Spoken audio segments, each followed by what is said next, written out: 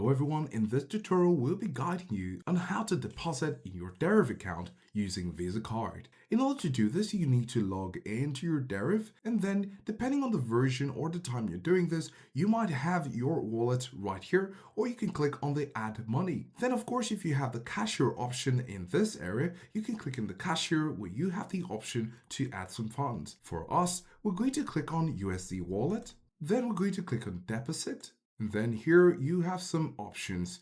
We're going to choose card to narrow things down. And here you can see credit or debit cards. Then you have the different brands flashing through. And you're going to click on that option. And you can see Visa card right here. Then you're going to add the card number, expiration date, the card security code. Remember to keep all these information safe for security, and then you're going to put in the amount. You have a minimum of $10 and a maximum of $5,000. So let's say we want to put $52, and then you have your card number, expiration date, card security code, and then you're going to click on deposit now. This will initiate a transaction between your card or bank and your Deriv account. And after a few moments of waiting, you will be receiving your $52 or the amount which you put in right here into your Deriv account. So these are the steps to follow if you'd like to deposit in your Deriv account using your Visa card.